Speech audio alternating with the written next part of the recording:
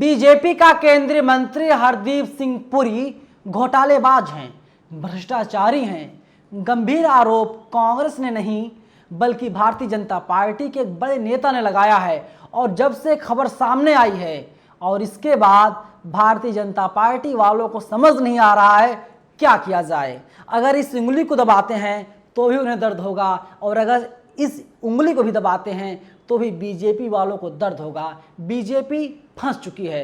नमस्कार, मेरा नाम है नवीन कुमार नंदन और आप देख रहे हैं इंडिया इंटरनेशनल न्यूज। सोचिए, अपोजिशन के तमाम नेता सत्ता पक्ष के नेताओं पर गंभीर आरोप लगाते रहे हैं, और अगर जब कभी अपोजिशन के नेताओं पर भ्रष्टाचार के आरोप लगते हैं तो वहां पर CBI, ED, IT, income tax, ना जाने कौन कौन सी जांच एजेंसियां पहुंच जाती हैं जांच करने के लिए वास्तव में भ्रष्टाचार हुआ है या फिर फर्जी है। लेकिन इस बार मामला जो है पूरा उलट है। भारतीय जनता पार्टी के पूर्व सांसद और बड़े नेता हैं सुब्रमण्यम स्वामी। इन्होंने आरोप लगाया है केंद्रीय मंत्री हरदीप सिंह पुरी के ऊपर।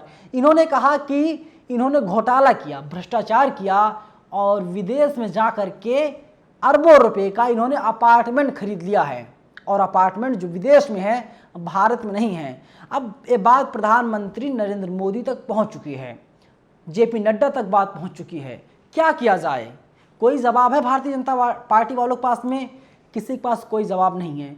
टीवी मीडिया भी पूरी तरह से खामोश है।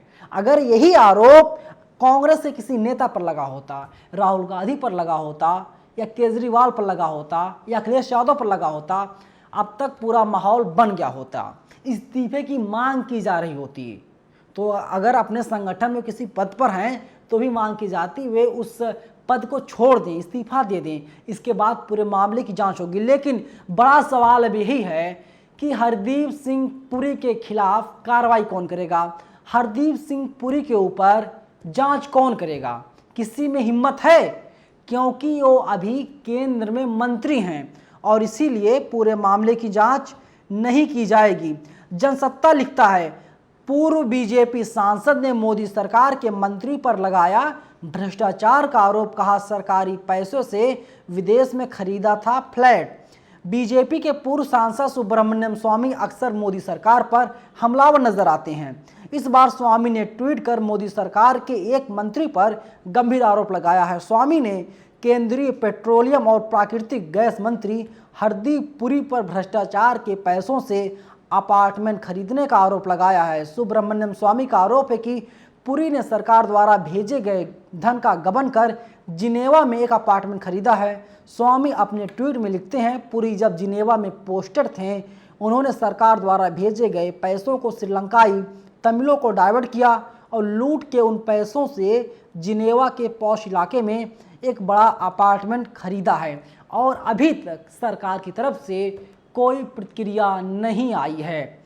लेकिन इतनी खामोशी क्यों है भाई? कोई जवाब देगा इस बात का? ये खामोशी लाते कहाँ से हैं?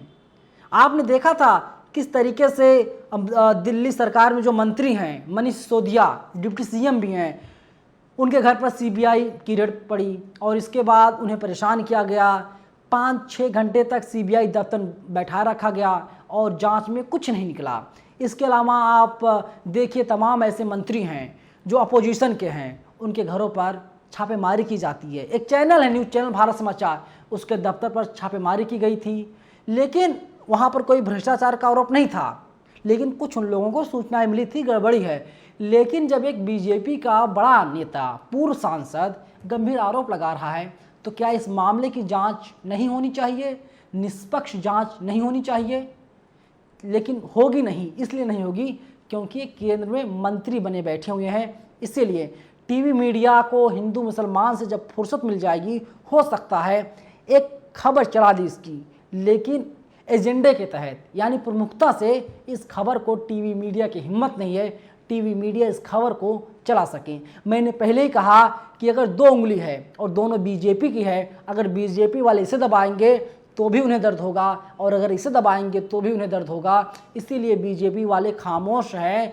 जेपी नड्डा तक, प्रधानमंत्री मोदी तक, देश के गृह मंत्री अमित शाह तक ये बात पहुंच चुकी है, लेकिन सब लोग खामोश हैं, खामोशी के पीछे की वजह यही है, पूरे मामले की जांच ना करवाई जाए और मामले को ठंडे बस्ते में डाल दिया जाए। आप लोग क्या सोचते हैं? आप लोग अपनी राय कमेंट बॉक्स में हमें ज़रूर दीजिएगा। धन्यवाद।